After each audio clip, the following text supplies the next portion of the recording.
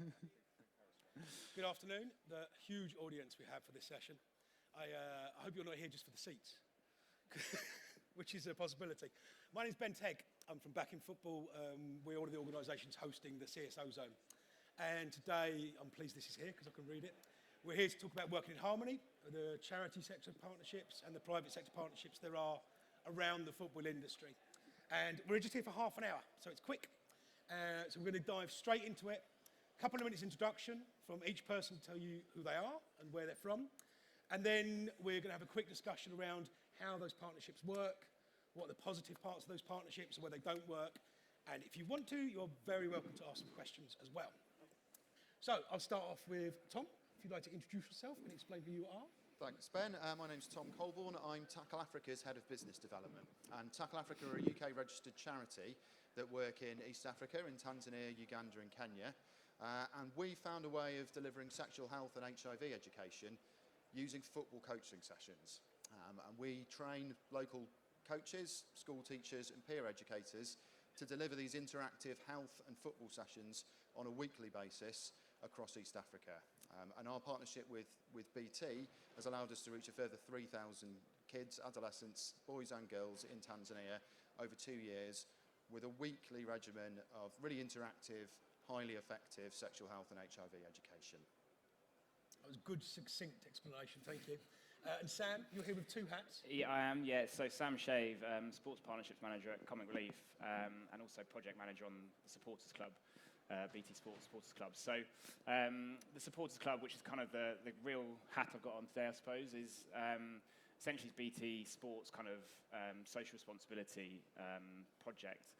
And the sports club really has three main parts to it. We'll kind of come on to a little bit more about the partnerships in a bit, but it's really got three main parts. So it's about raising money. So we, BT Sports customers put a pound, £3 or £5 a month on their bills. That comes into Comic Relief, and BT and Comic Relief have had a 20-year partnership. And Comic Relief actually use their grant-making expertise to decide how that money is spent. So it sits in a separate pot. It's not part of the big Comic Relief pot, a separate pot. And we fund a number of sports for change charities, both here in the UK and overseas. We've funded 33 projects so far. And the third bit of it, and really the bit where sort of BT Sport can add their expertise, is actually the telling of those stories. So we create a number of documentaries, and they are sort of showing the power of football or rugby or whatever the sport might be, and they get shown on the channel. So it's really spreading the word and actually kind of using BT Sports expertise to increase awareness of the work that's being done through the Supporters Club and through the sort of fantastic charities that we support. Hope that was succinct enough. Not quite as good as Tom, but not bad. And Steve. Hi, good afternoon. Steve Fleming, co-founder of Kick for Life FC. We started off as a traditional charity delivering health education and life skills in a small country called Lesotho in southern Africa, but have evolved quite rapidly over the last 10 years to deliver a whole range of charity initiatives, but also social enterprises. So we now run the country's top restaurant and hotel, providing employment to young people. And last year we transitioned from Kick for Life to Kick for Life FC because we now run a Premier League football club in Lesotho as a financially sustainable entity, generating income, but leveraging all of that to change lives in Lesotho. I think a couple of things to pick up on there because we're not all charity bods here. What is social enterprise? So, well, there's lots of different definitions, but essentially the way we view it is running what you might see as a traditional business, but with instead of making private profit, you're looking at achieving social outcomes. So you may be generating a profit, but that profit is reinvested in charitable work. And also, normally the enterprise would have a slightly other social element, so for example, employing and training young people. And Sam, you mentioned Sport for Change. What's that? So the idea of Sport for Change is essentially using sport as a tool for development. It's kind of, rather than just sport for sport's sake, it's actually, okay, what are the other outcomes that we can look at? So whether that's confidence or, in some cases, actually CV writing, or it might be using the power of a brand or a football club to actually get young people engaged. So it's the idea of using sport, not just the taking part, but actually what else it can give you. Thanks. I think that makes sense because a lot of people don't actually understand how we charity people talk about our work, and I don't think we always make it accessible to people. So one of the things I think is interesting, so we all use sport. We all use sport to engage people and stuff. But what has a charity got to do with football? Tom? Well, I think football is one of the most powerful things in the world for change, whether it's at the elite level with Didier Drogba being able to negotiate peace treaties in his country, right down to the grassroots activities of what kids all over the world, and particularly in Africa, want to do week in, week out. And that is a platform. When you're trying to change some of the world's most important problems, you need really powerful tools. And football is one of the most powerful tools, up there with education, I'd say, with schooling, for really accessing young people and being able to talk to them in a way that they really enjoy and understand and remember and tap into the things that they really want to achieve. So if you're a charity trying to achieve big changes with limited resources, you have to use football, in my opinion, to work with young people in certain parts of the world to achieve that change. So how do you work with how do you actually use football, Steve? Yeah, so some of our activities directly incorporate messages into the session. So we might run a football training session similar to what Tom does at Tackle Africa, where there are life skills training built in, messages about HOV. Also the environment we create. So we have a centre with football facilities, football players from our team are present, and when children come along, they want to be there. If we went up to a 14-year-old lad in the street and said, why don't you come and have a test for HIV at the local clinic, there's no way he'd do that. But if we said, come along and play football, and then at the end we can provide some health education and testing, we've got hundreds of people coming in every day and referring people testing positive onto treatment. So it's a really effective engagement as well as a delivery tool. And Sam, so with your BT Sport hat on, is that why you've looked at working with charities like these that actually engage football, and actually using the tools that you're showing on television, for example? Yeah, I mean, I think, as a sort of with the corporate hat on, it's really, we talk about connecting our consumers to the causes they care about. That's a very kind of BT flashy line, but it's actually true. These people are, our customers are sitting there watching football, watching rugby on the channel. If they are then giving a £1 a month or whatever it might be on their bill, we then use as those documentaries I was talking about earlier to actually show what that money is doing. And that's a really powerful thing for someone to be able to see that they're giving that £1, these guys are making that change, and then we're demonstrating that. That suddenly, as a consumer, you're thinking, okay, actually that makes a little bit more sense now in terms of why I'm giving that, and actually in terms of the knock-on effect to BT Sport, we know that people that are aware of the Supporters Club have a better view of BT Sport. So it's actually, it's a kind of win-win for everyone in that sense.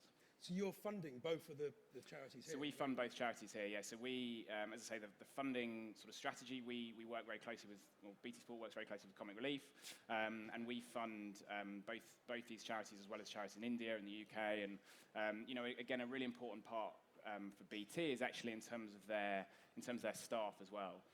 So looking at where, they've got call centres in India, for example, and around the country as well, around in the UK, and actually being able to make the staff aware of what they're doing and really proud to work for BT. That's another really, really powerful sort of use of the Supporters Club and shouldn't be kind of underestimated. So have either of you, the charities, done any staff engagement with BT Sport or other partners?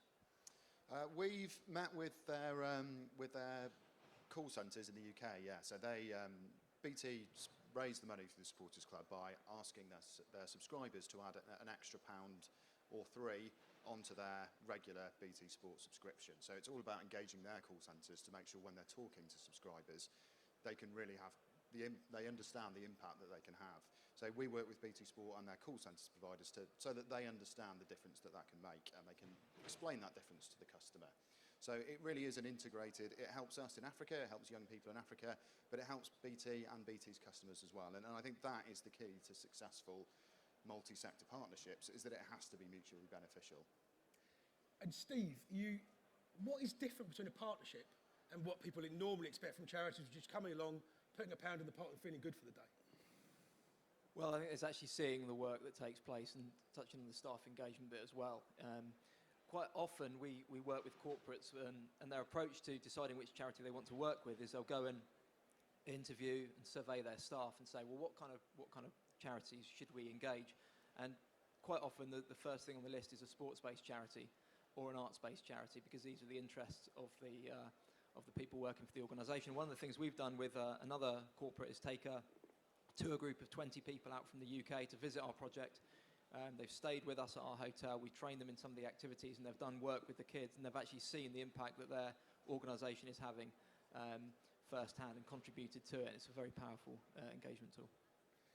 And looking at the powerful engagement of the staff, what about the customers? So are the corporate partners that you're engaging with, and you with your corporate hat, Sam, are you using this to engage your customers as well? Yeah, I mean, when BT Sport was first set up, there was a conscious decision made that it wanted to be, there was obviously the battle with Sky, and BT made the conscious decision that they wanted to be with you, not at you. So, it was felt that Sky was very, and they do it very well, but they are very much, it's football, football, football. Actually, what BT Sport made the decision was it wanted to be slightly softer. It actually wanted to be a little bit more, sort of showing that what sport can do. It's this thing about what sport can do. So we go back to the thing about, some of these documentaries we've shown, we're showing them BT Sport showing them in the 45 minutes before kickoff. That is absolutely prime time in terms of football fans. So we're not showing them at midnight on a Sunday night. This is absolutely prime time, and they're showing 3-minute documentaries. We then have slightly longer ones, half an hour, which we did with Tackle Africa. So it's kind of we're not just sort of almost hitting the easy audience and trying to say, these people that care about charity already, that's great, we'll tell them a bit more about it. We're saying the hardcore football fan that's sitting there 45 minutes, that actually a lot of the time all they want to see about is their club. We're saying, we're going to take 3 minutes to say, this is what the Supporters Club are doing, this is what sport can doing. So it's a genuine business decision to make it at the heart of BT Sport. So yeah, it's really important for the customers. So it's just as much a marketing decision as it's a doing good, let's help children in Africa decision. Yeah, absolutely. I mean, I'll go back to the point about, we've done research that shows that actually BT Sport customers that are aware of the Supporters Club and aware of the work that the Supporters Club does feel more strongly beneficial towards BT Sport. So they're sitting there going, okay, actually, I like BT Sport more as an organisation, as a company, because I know what they're doing in the good. So yeah, it's not just it's great that we're changing lives and all the rest of it through that, but actually this is a core business decision.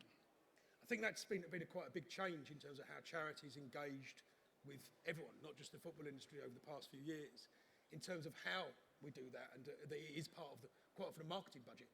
It's not just doing good.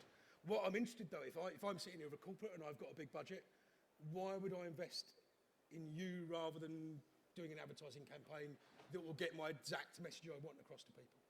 Well, I guess I would say that pretty much whatever business you're in, saving lives is good for business. It would be very hard to find a customer of any business who wasn't turned on by that in some way.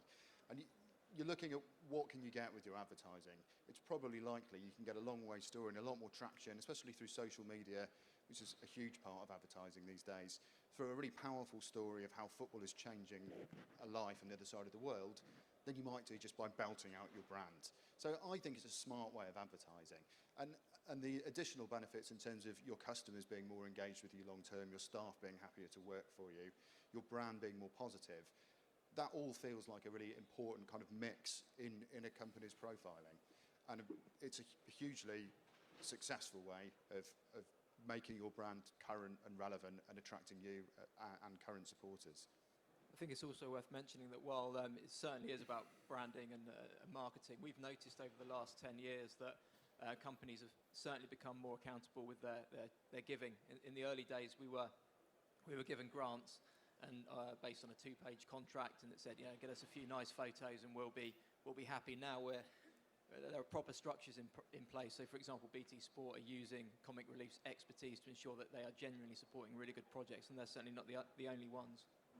I think just the other thing I'd just add is that actually those two things aren't necessarily mutually exclusive. You look at, the Barclays advertising campaign at the moment about walking football. People are actually taking their corporate social initiatives and putting them in their advertising campaigns. That to me just demonstrates how powerful they are. These are huge organisations that could talk about loads and loads of different stuff, but actually they are just deciding that the single most powerful thing they can do is to show what they're doing in communities. That in itself to me says a huge amount. I think one of the figures we looked at earlier was 7 out of the top 20 advertisers last Christmas, which is the key advertising period, is when people spend money, all went on the line of, we're doing good, we're making social change. And I think that's some of the message we're trying to get across here today. I think it's also quite important that we look at, it's not just Africa that these projects are going on here. There are as many projects here in the UK, and maybe swapping your hat, Sam, in terms of Comic Relief, Street League here, for example, and other organisations. Can it work in the UK as well? We talk about how we engage African children, see English kids out there and all sorts of other kids in the UK out there playing football just as much. Yeah, I mean, it works. You know, this sort of idea of the power of football is universal. It really is. And how you use it is probably subtly different. You know, it's not going to be sex education. It's going to be maybe, you know, NEET, so not in education, employment or training. It's going to be those kind of people those kind of young people that we're talking to. And it's going to be maybe, you know, job skills, so CV writing, interview skills, that kind of stuff. So how you use it can be subtly different. But actually, this universal power of the game, you know, similarly, Comic Relief and the Premier League have a fantastic partnership, which is about enterprise and you know, involving young people in business skills. You know, this is something that young people, do they really care about business? Well, no, not really. But you put an Arsenal badge on it, a Man United badge on it, a Man City badge on it. Suddenly they go, oh, okay, that might be quite interesting. Not a Charlton badge? No. Okay. Don't think so, no. No, it's fair. I live in hope. So if I'm a corporate, Tom, I'm coming to you. I've got £30,000 in my marketing budget. What do you do for me? What do I get from you for that sort of money? Because if I go to ITV, if I go to the local newspaper, I know, I can see, there it is. I'm going to get that piece of advertising. I'm going to buy that product. What do I get from you for money? Well, I think the first thing we would do is, obviously after saying thank you, is we would engage you in a discussion about mutual benefit. So we can show to you what £30,000 can do for young people in Africa. And you're talking about hundreds of thousands of hours of really effective interactive HIV education that young kids would not have got otherwise. And that's the kind of social return. And then we could talk about, do you want your staff to be involved in that? Could they go and deliver some of the courses? Could they visit young people in their communities and do follow-ups? Could they work with our local partners and offer business support? Whatever your business is doing, there's a good chance there'll be a real demand for it, and that's a fantastic opportunity for your staff to be involved. Or it could be, how could we help you publicise it? So with BT Sport, we put together a 45-minute film using Alex Oxlade-Chamberlain's The Host, which went out before the FA Cup. Now, that is fantastic for us. We don't want to spend our donors' money on marketing, and even if we did, we wouldn't be able to reach that kind of audience. But it also gives BT Sport a fantastic story about the kids we're helping in Tanzania to tell to their viewers about what a great thing BT Sport are doing. And again, it comes back to mutual benefit. You know, we'll happily take handouts, but the long-term sustainable partnerships are the ones that really make a difference. And that's where we can have an honest and productive strategic discussion at the start about what you want for your £30,000, what we can deliver, and how we can add extra value to that. I think what's interesting also is looking at the different ways that you use this and looking at how charities developed. We're not all jumper wearing, you know, apart from you. You know, that sort of traditional charity person that we're expecting. Charities are far more professional now. And you've actually moved Kick for Life on quite a lot, haven't you? You've actually become a money generator in lots of ways. And are you number one in your hotel in TripAdvisor in Lesotho now or something? Yeah, so there were two drivers for it, really. The first one was programmatic. So we're working with young people who were really disadvantaged. And what we wanted to do ultimately was support them into jobs, education, training. But with so few opportunities out there, we realised that actually we could start creating our own businesses where we could provide them with routes to employment that were safe and secure, and they could get the training they needed before going on into the wider world. The second driver was financial sustainability. So we had income coming from grants, through fundraising, and we saw social enterprise generating our own money as a really sustainable way of bringing in funds and giving us greater independence of how we spent our money. So yeah, we identified in Mazere, the capital of Lesotho, that there was a real shortage of high-quality, high-end restaurants, but a growing demand for it and a growing middle class. So we went through a long business planning process and launched last year. And today we're number one restaurant on TripAdvisor, employing 13 young people who had no experience before, and now everybody in the country is trying to tap up our staff. But it's incredible. This year we're looking at around about £100,000 profit from the restaurant and the hotel, which will be reinvested directly back into our core charitable programs delivering health education. So it's a significant amount. So lastly, from the three of you, and you can choose which hat's hat. What I'm interested in, if I'm sitting here and I'm working in the football industry, and most of the football industry's people who work in the football industry, is about making the money to run the industry, why should I work with you? Tom? Well, again, I think we offer the chance to do real, lasting and quite exciting work in communities where you may already have a business interest. And it's definitely really important to look at what your CSR development strategy or advertising strategy or a staff recruitment strategy might be, and how that can really dovetail with organisations that you're interested in or your staff are interesting. ask your staff what they want to do, ask your customers what they want your business to be doing in the future, and look at ways to achieve that. And there are some incredibly effective, powerful, business-minded, productive charities working all over the world. Any cause, any region, there will be somebody there making a really important difference. And enter into a dialogue with them. Commit to the strategy in the same way that you might commit to any other bit of your business strategy, with genuine resource, with genuine long-term thinking, and with a genuine commitment to make change. And it doesn't have to be huge, it doesn't have to be hundreds of thousands of pounds. You can make a huge difference with a small amount of money with the right partnership. And I think that's something that's going to be really exciting for business and for customers, and obviously also for young people all over the world who are in need of social change. Sam? I guess as a funder, I'll sort of answer it slightly differently in terms of what, why would we look at partnerships? How would we look at partnerships? And actually, the thing, I go back to you asked about is there marketing benefits? There absolutely is, but the key of the supporters club actually is that we want to fund good projects. That as a corporate is quite a change. The change you talk about, it's moved from, okay, brilliant, let's put a logo on a pack or whatever it might be, to actually, okay, what is the fund, what do organisations bring to us that we can do? So we work with Tackle Africa. The change they make is brilliant. But actually, we took a film crew out. They facilitated that. That for us is kind of, it's really, really important to know that they're able to do that. We're moving on, and there's BT My Donate, for example, which is a giving platform. We're going to start going to charities and actually say, look, we're not going to force it on you, but can you use this? So there's it's these things have come to us, but come to us with a real clear awareness of actually what you can give back to BT. Now that seems like a strange way of looking at it, but we're obviously, as a funder, you have a huge number of options. We're a proactive funder. We've funded 33 projects, but it's kind of going, well, why do we fund X over Y? And actually, the understanding from the charity of what the business, of what the corporate's business drivers are really, really important as well. So it's kind of just looking at it like that as well. But it's key to do the good work. Exactly. Yeah. Steve? Yeah, well, there's so much potential in the football industry for social change, and it's not just traditional charitable projects. We're trying to show at Kick for Life that actually you can run a financially sustainable, elite football club producing international footballers, which is actually leveraging all of that for social change. Imagine being a fan in your local community, supporting your local club.